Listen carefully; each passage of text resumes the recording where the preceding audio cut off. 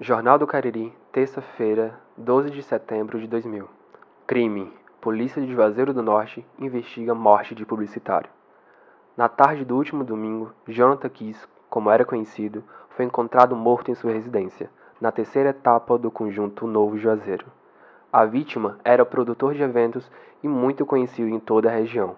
Ele promovia desfiles de modelo e ainda lançava revistas sobre moda. Jonathan Kiss comemorou seu aniversário de 33 anos no mês passado e recebeu amigos em sua casa. A morte abalou toda a população do Cariri, que tinha um carinho muito especial por ele. É muito difícil saber se esta história estaria sendo contada hoje em um podcast se não tivesse ocorrido esse crime há 23 anos. No mínimo, ela seria contada de outra forma. Por causa da história desse assassinato, eu ouvi falar de Jonathan Kiss pela primeira vez. E eu não sou o único. Se você nunca ouviu falar de Jonathan, peço que fique aqui com a gente. Você vai conhecer um pouquinho da história dele e acho que pode gostar. Agora, se você já sabe de quem eu estou falando, peço que fique também. Vamos recordar muitas lembranças alegres e, infelizmente, algumas tristes. Primeiro, deixa eu me apresentar. Eu sou Thiago Coutinho, professor do curso de jornalismo na Universidade Federal do Cariri. Durante 3 anos, coordenei uma pesquisa sobre Jonathan Kiss. Este podcast é o resultado. Numa busca rápida na internet, você encontrará pouquíssimas coisas sobre Jonathan Kiss, e a maioria é sobre o assassinato. Encontrará a informação de que o Centro de Referência LGBT de Juazeiro do Norte leva o nome dele. Nas primeiras entrevistas da pesquisa, eu percebi estar diante de uma personagem muito interessante. Daí, 2 perguntas surgiram de cara. A primeira foi: por que ainda não se tinha feito uma pesquisa de maior fôlego sobre uma pessoa tão fascinante? E a segunda: como contar esta história sem omitir que ele foi vítima de um crime bárbaro e não deixar que esse episódio trágico tome de conta da narrativa? Eu não sou de Juazeiro do Norte. Eu nasci em Fortaleza e só vim morar no Cariri em 2010. O Cariri é uma região do Nordeste que perpassa municípios do Ceará, da Paraíba, do Pernambuco e do Piauí. Juazeiro do Norte é a maior cidade do Cariri cearense. Fica no sul do estado, a uns 500 quilômetros de Fortaleza. Quando aconteceu o crime, eu tinha 15 anos. A notícia repercutiu nos 2 maiores jornais de Fortaleza, mas eu não soube de nada. A primeira vez que eu ouvi falar de Jonathan Kiss foi em 2020. Era pandemia e em isolamento, numa noite de sexta ou sábado, numa videoconferência com outras 4 amigas daqui do Cariri. Neste podcast, a gente vai usar o masculino e o feminino para ambos os gêneros. Por exemplo, essas 4 amigas eram 4 homens gays, mas nos tratamos no feminino. Eu mesmo vou usar o masculino e o feminino para mim. Da mesma forma, irei dizer a Jonathan ou o Jonathan, o que ficar mais bonito e elegante. E é sobre isso. Eu não sei como a gente chegou no assunto, mas as minhas amigas falaram da história de Jonathan. Eu fiquei horrorizada, fiquei com essa história na cabeça. Em janeiro de 2021, postei no meu Instagram que tinha vontade de fazer a biografia de Jonathan. Choveu de gente incentivando. Daí, juntei algumas peças, conversei com algumas pessoas e em junho de 2021 submeti o projeto à universidade e foi aprovado. A ideia era realizar a biografia de Jonathan Kiss. Desde o começo, eu sabia que poderia não dar certo. No projeto, eu expliquei que num trabalho de reportagem não se pode prever onde irá se chegar. Os rumos da investigação poderiam me levar por muitos caminhos. Caso eu não conseguisse fontes suficientes para fazer uma biografia, eu poderia fazer um ensaio sobre a trajetória de Jonathan e o período em que ele viveu. Nesses 3 anos, a gente escreveu alguns artigos.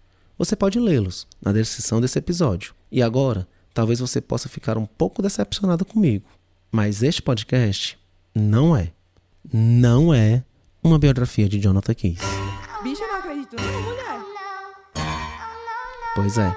Durante a pesquisa, fizemos muitas entrevistas, tivemos acesso a muitas fotografias e inúmeros documentos.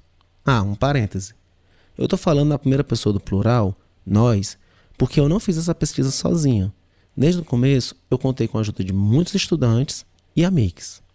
Enfim, conseguimos mapear muita coisa, Mas mesmo fazendo uma pesquisa robusta, foi pouco para fazer a biografia de Jonathan. Isso porque a gata circulava demais. Ela estava sempre em movimento. A sensação é que ela nunca parava. Sempre com vários projetos, ela conhecia também Deus e o mundo. Então imagina aí, no meio da pesquisa eu me sentia a Adriana Calcanhoto, com bem menos talento. A Adriana tem um disco chamado Público, gravado ao vivo em 2000. Tal hora, ela conta ter recebido o convite para fazer uma noite de lançamento das obras de Mário de Sá Carneiro. E só uma pessoa como eu é capaz de topar uma empreitada dessa sem ter a menor noção de quem vem a ser o Mário de Sá Carneiro e sua obra. Eu te entendo, Adriana. Desde o começo, tive a certeza da grandeza de Jonathan, mas eu não imaginava ser um labirinto de espelhos. Cada curva, cada conversa, cada entrevista mostrava algo novo e extremamente interessante. Eu precisaria de muito mais tempo e fontes para decifrar esses caminhos. Eu espero sinceramente que mais pessoas se debrucem sobre o legado dele.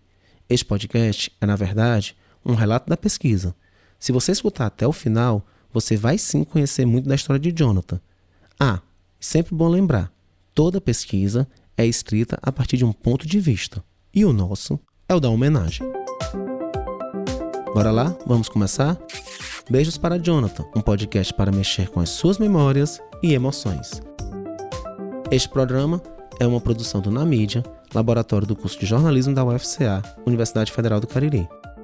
Teve o apoio e financiamento das Pró-Reitorias de Cultura e de Pesquisa, Pós-Graduação e Inovação da UFCA, e também da FUNCAP, Fundação Cearense de Apoio ao Desenvolvimento Científico e Tecnológico. Beijos para Jonathan é uma peça educativa e sem fins lucrativos. Episódio 1 – Nasce uma Estrela. Até agora, para quem não conhecia nada de Jonathan, já demos algumas pistas. Deu para sacar que ele foi um produtor de eventos e publicitários, e também você já sabe que ele foi assassinado aos 33 anos. Se você deduziu que ele era LGBTQIA+, você acertou. Quando eu postei no Instagram o interesse de fazer a biografia de Jonathan, um dos comentários recebidos foi: Ei, minha mãe era amiga do Jonathan Keys, sabe? Não sei se tu sabe, mas ele era nosso vizinho quando aconteceu o crime e tal, aquela merda toda. E aí, eu acho que mãe até hoje ainda tem guardadas as revistas que ele lançou aqui no Cariri. Quem me mandou foi o amigo Ítalo Rodrigues. A mãe dele é a Dona Deusa. Eles moram há mais de 30 anos no Novo Juazeiro, bairro em que Jonathan se mudou mais ou menos em 1995. E aí, viraram vizinhos de parede. Na época, Dona Deusa e seu marido mantinham uma pequena bodega. E Dona Deusa foi uma das primeiras pessoas que eu entrevistei. Ele só me chamava de tia, né? Tia, você pode fazer isso aqui para mim? Eu digo, posso. Né? Mas assim, ele sempre vinha para eu fazer um concerto numa roupa dele, né? Para mim fazer, cortar um frango e já entregar ele preparado, né? Tem uma coisa curiosa nessa história. Apesar de vizinhos e amigos, Dona Deusa conheceu Jonathan quando ele ainda era criança. Os dois moravam no centro de Juazeiro. Jonathan sempre trabalhou e na infância ele era carregador de compras. E pagava aqueles garotos para eles levar. Eles usavam aqueles balaios. Não sei se você conhece balaio. Ali eles colocavam a compra da pessoa e ia deixar na casa, né? Então, nessa época, Jonathan fazia isso, como garoto, né? O menino que Dona Deusa conheceu carregando compras tornou-se Jonathan Keys. Quando ele chegou para morar no Novo Juazeiro, já era conhecido na cidade por seus eventos e seus desfiles de moda, e rapidamente conquistou a Dona Deusa e toda a vizinhança. Todo mundo aqui conhecia ele e gostava dele, todo mundo. Ninguém aqui falava mal dele em nada, porque ele não incomodava ninguém, tá entendendo? Ele era a vida dele como pessoa, assim, ele respeitava todo mundo, né? E gostava de todo mundo, brincava, né? E sabia respeitar e conviver com as pessoas, que todo mundo gostava dele aqui. No seu último aniversário, em 2000, ele decidiu fazer uma festa em casa e convidou os vizinhos. Dona Deusa esteve presente com a sua filha, Italânia. Entre os tesouros de Dona Deusa, ela tem guardada uma foto do dia da festa. Quando ela me mostrou na primeira entrevista, eu fiquei bestinha. Jonathan está ao lado de Talânia. Ele veste uma calça boca de sino jeans e customizada, bem coladinha nas coxas. A parte mais aberta, próxima do tornozelo, o que a gente chama de sino, é cheia de metais fixados. Esses metais formam desenhos geométricos, meio que uns triângulos arredondados. A camisa tem mangas compridas, na cor mostarda e uma malha muito grossa. A gola cobre todo o pescoço. E para fechar o look, um cachecol de pelúcia marrom. Gostasse. No ano 2000, as câmeras digitais não eram populares. Para fazer uma foto, era preciso utilizar filme, negativos. Não se faziam várias como hoje, a não ser que você fosse rica. E também não dava para ver o resultado imediatamente após o clique.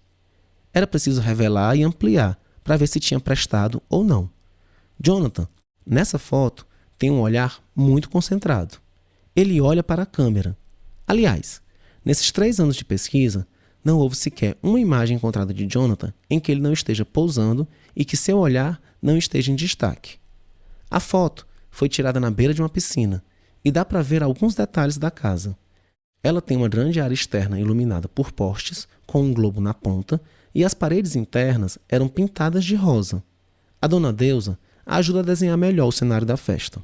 Era bem bonito o jardim dele. Tinha umas palmeiras, tinha umas plantas, um pé de romã muito bonito. Tinha uns pinheiros assim, em volta também, sabe?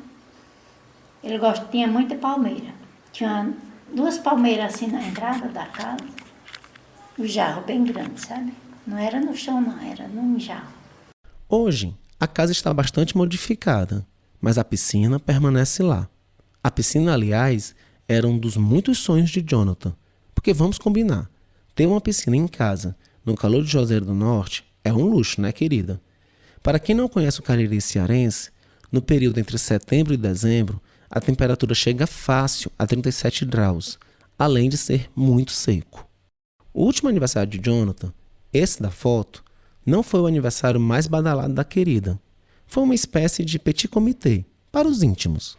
2 anos antes, em 1998, Jonathan fez uma festa pública, num buffet, com a apresentação de uma orquestra chamada Os Brasas, e ainda trouxe Isadora Ribeiro como convidada VIP. Sim, ela mesma, a modelo da abertura do Fantástico, bem famosa nos anos 90. Rolou até sorteio de carro. A entrada da festa era paga e toda a arrecadação seria doada para a Fundação Caldeirão da Criança, uma entidade que cuidava de crianças órfãs e ficava localizada no bairro do Tiradentes, perto da casa de Jonathan. Tá dando para sacar como era essa gata, né? Mas vamos voltar à última festa de aniversário de Jonathan, essa que a Dona Deusa foi com a filha. Ela aconteceu no dia 19 de agosto de 2000, exatamente no dia do aniversário dele. Sim, a bicha era leonina. E fiquem ligados, até o final deste episódio a gente vai revelar uma pastral da gata.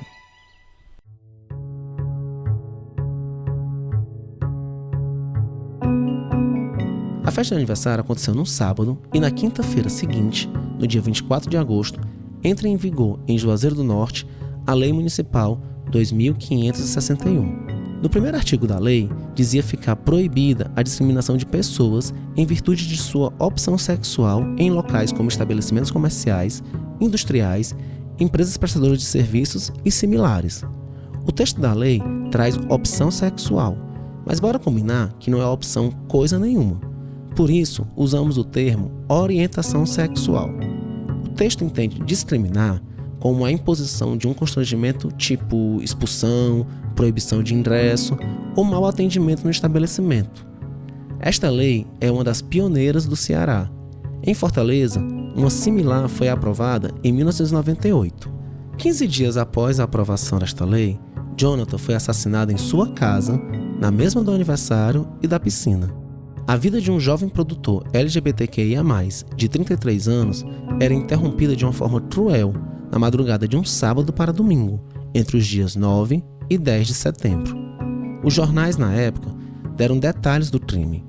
Em respeito à memória dos familiares e amigos, nós vamos poupar esta cena. Além do mais, não é do nosso interesse fazer um podcast policial. A história do crime você encontra na internet. O importante é você saber que não foi um crime qualquer e houve muita violência. Para você ter uma dimensão, 1 ano e 4 meses depois, o caso foi veiculado no Linha Direta, programa nacional da Rede Globo, apresentado por Marcelo Rezende. Embora tenham trocado alguns e-mails com a Rede Globo, a emissora nunca nos permitiu ter acesso ao programa. O caso foi entendido como latrocínio, ou seja, roubo seguido de morte. O assassino foi preso, cumpriu pena e pronto. Isso é tudo que iremos contar. Nosso interesse nessa história é outro. Poucos meses antes de ter sua vida interrompida, Jonathan lançou o seu mais novo empreendimento, a revista Interview.com. A festa de lançamento foi no dia 21 de junho daquele ano, na ABB de Juazeiro do Norte. Contou com a presença do ex-paquito e ator global Marcelo Faustini, famoso por compor o elenco da novela Malhação. Em um evento de moda masculina, diversos modelos desfilavam de cuecas e camisa gola polo, uma delícia. Jonathan usava um look básico, preto, com uma camisa e um blazer. A capa da segunda edição da Interview.com trouxe a Ivete Sangalo.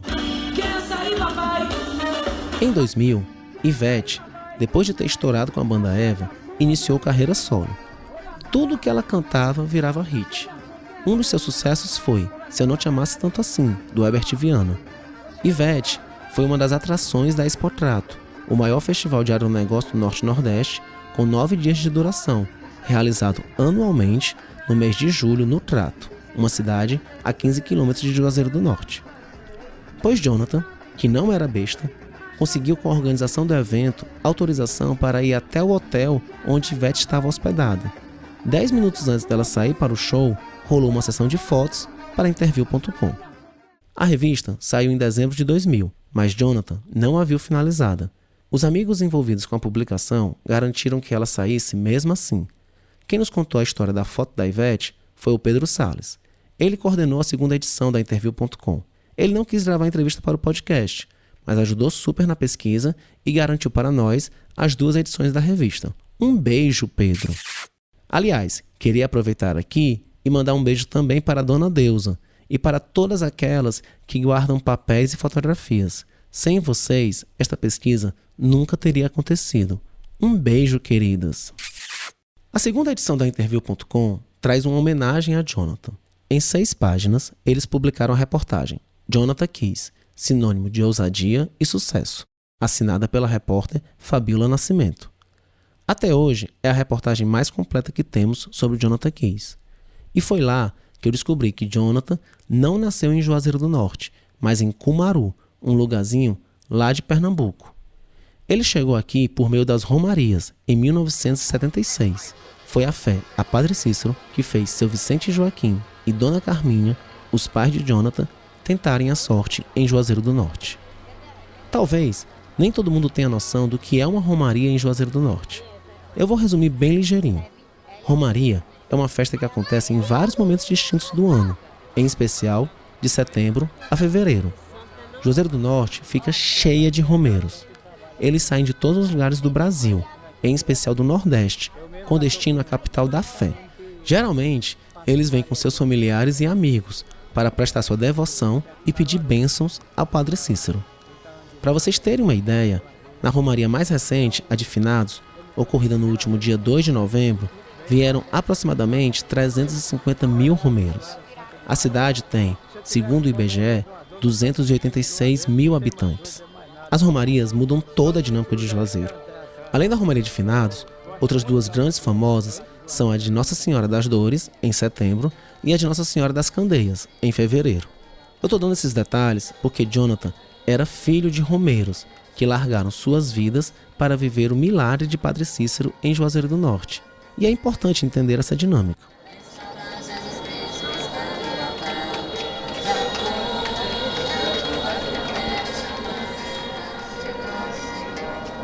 Nesse tempo tão bonito de graças e bênçãos, em cuja realidade celebramos e vivenciamos a romaria.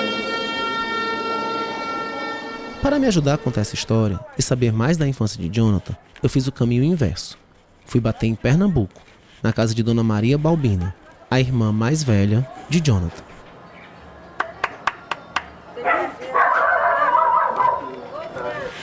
parte.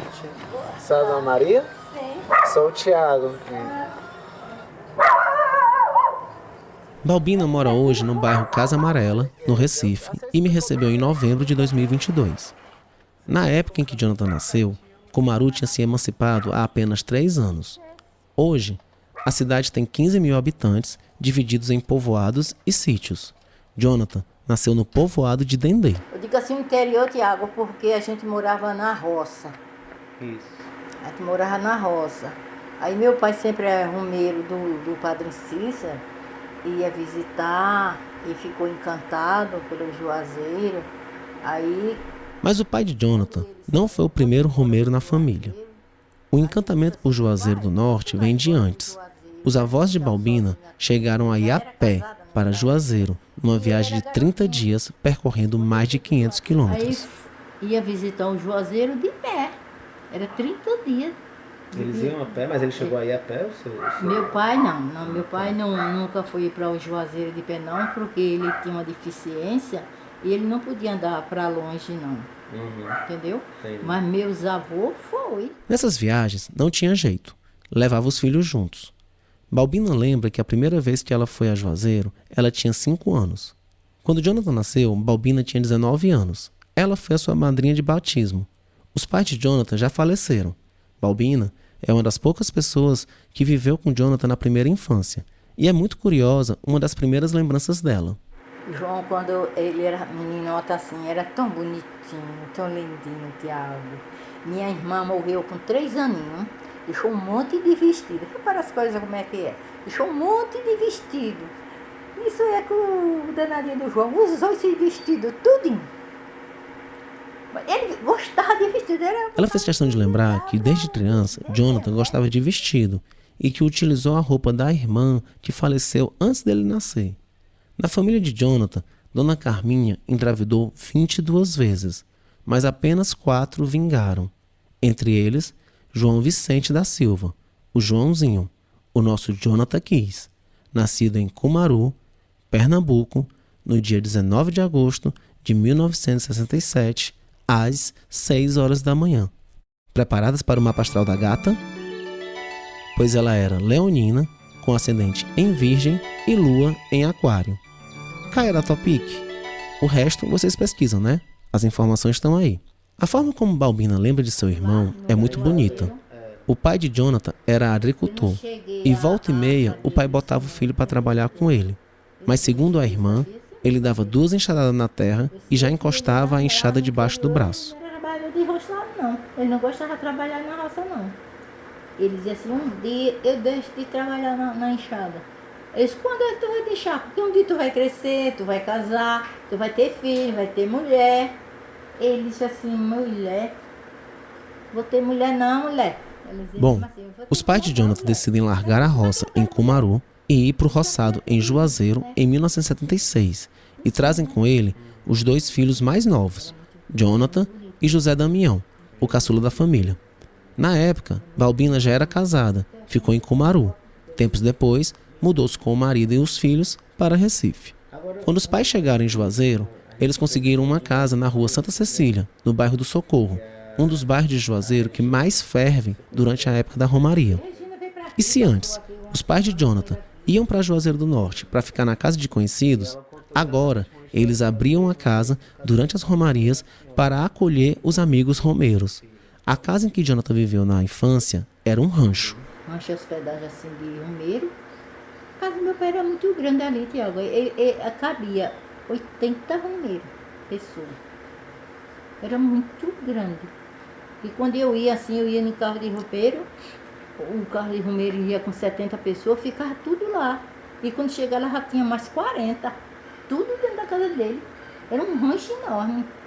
A conversa com Balbina foi longa, quase 3 horas. Eu fiquei completamente encantada por ela. E quando eu achava que estava me despedindo, ela deu um golpe baixo e me conquistou de vez. E o que eu tenho agora para lhe oferecer, eu tenho um cafezinho, tem um lanchinho ali, vai querer? Claro que eu não dispensei. A merenda que a dona Balbina preparou para mim foi um bolo de queijo, tapioca, café e suco de goiaba. Tudo uma delícia. Um beijo, dona Balbina. Muito obrigado, viu? Depois de entrevistar a dona Balbina, eu consegui conversar com José Damião, o irmão mais novo de Jonathan, que acrescentou um detalhe nessa história. Ele tinha apenas 4 anos quando aconteceu essa viagem com os pais de Pernambuco até Juazeiro. Ela foi feita de trem.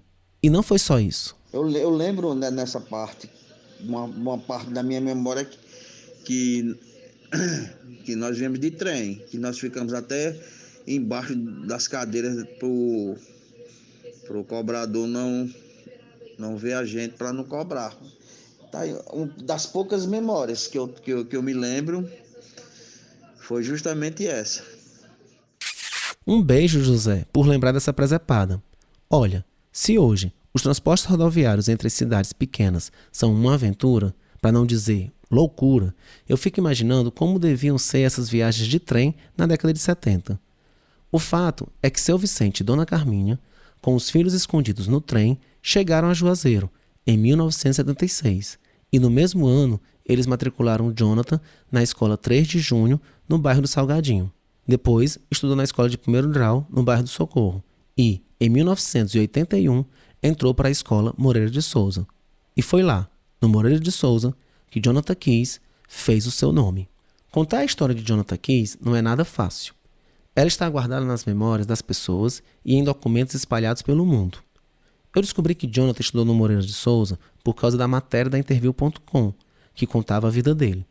O Moreira de Souza é um colégio público super tradicional que fica bem no centro de Juazeiro do Norte.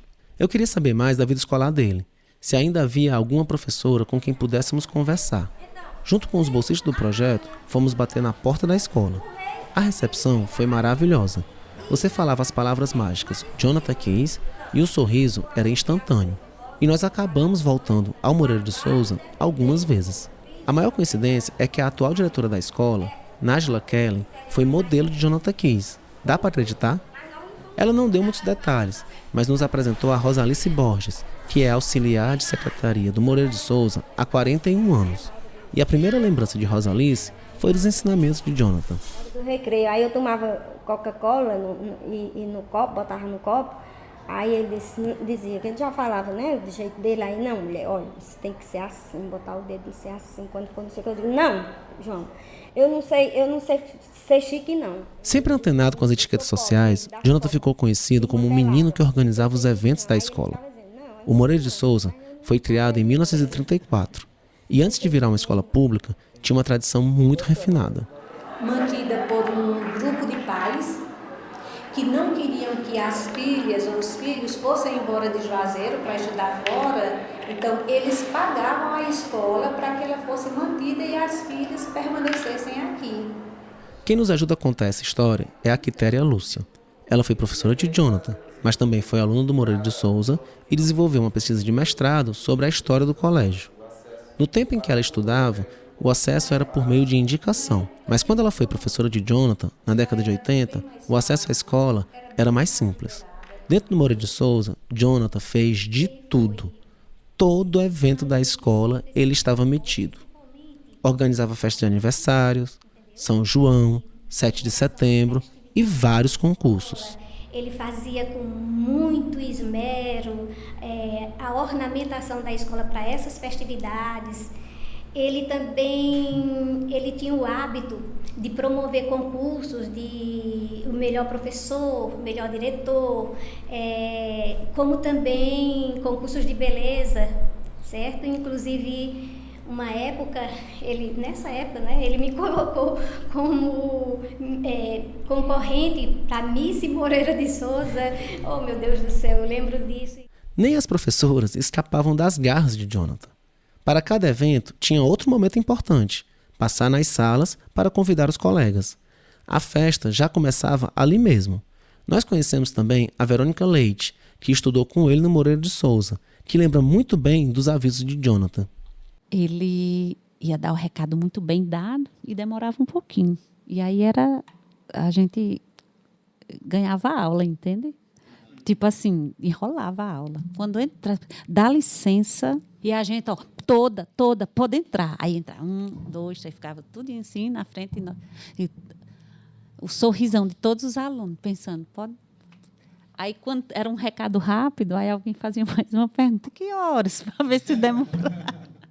Jonathan estudou no Moreira de Souza de 1981 a 1987, ou seja, dos 14 aos 20 anos.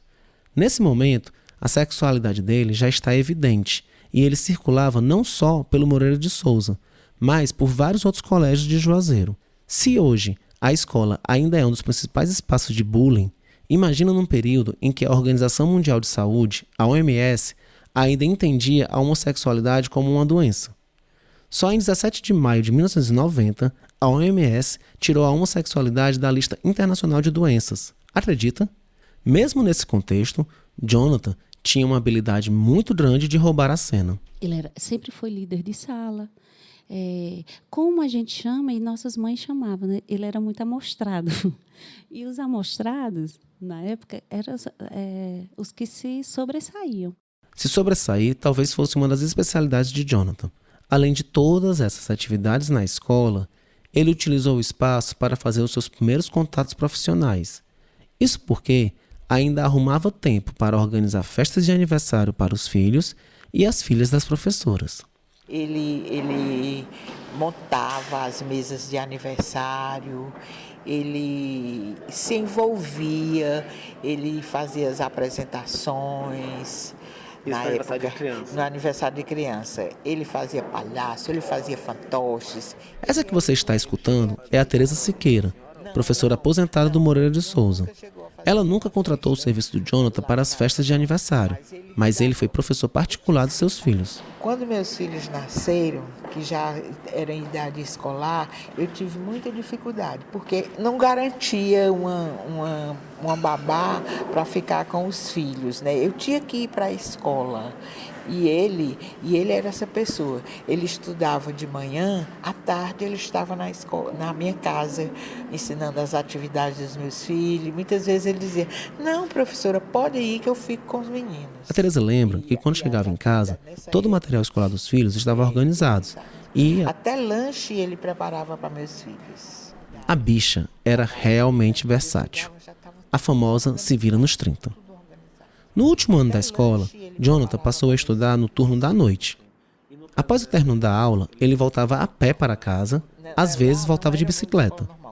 Do Moreira de Souza até a casa de seus pais é um percurso de mais ou menos 20 minutos caminhando. E quem voltava com ele muitas vezes era a professora Quitéria. No caminho, Jonathan falava de seus sonhos para ela. Ele dizia que quando ele crescesse, ele queria colocar uma agência que tivesse publicidade, que pudesse mostrar os melhores. O menino que tinha um sonho de uma agência deixou Moreira de Souza na metade de 1987.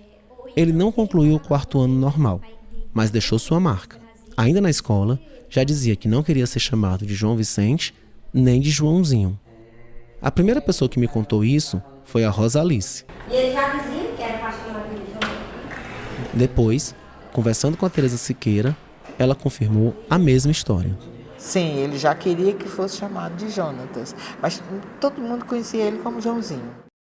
Ele já dizia que era para ser chamado de Jonathan Keys, mas todo mundo conhecia ele como Joãozinho. No próximo episódio, nós vamos saber como o Juazeiro do Norte inteiro conheceu Jonathan Keys e não João Vicente. Mas eu não posso terminar este episódio sem mandar um beijo para Rosalice, Quitéria, Nájila, Tereza, Verônica e todas as pessoas maravilhosas do Moreira de Souza que nos receberam carinhosamente ao longo da pesquisa. Um beijo para todas. Se você escutou até aqui, o nosso muito obrigado. Por favor, compartilhe e divulgue nosso trabalho. Beijos para Jonathan é uma produção do Na Mídia. Caso você queira conhecer mais sobre o nosso projeto, segue a nossa página no Instagram, @namidia.ufca. E como sugestão musical para encerrar este programa, a gente deixa a canção Androgenismo, na versão do cantor pernambucano Almério. Um beijo e até o próximo episódio. O roteiro deste episódio foi escrito por mim, Thiago Coutinho, com a colaboração de Cibele Moraes, Letícia Holanda, Pablo Silvino, Emerson Ramon e Ian Tavares. Esses bolsistas maravilhosos que seguram mesmo a peteca. O Ian também gravou o áudio que abriu o episódio. A trilha sonora é do multiartista Gilles Diniz, a edição é do guerreiro Paulo Vitor Vaz. A direção de arte da elaboração da identidade visual é do Pet Cambada, um projeto chiquérrimo da UFCA. A execução é de Emerson Ramon.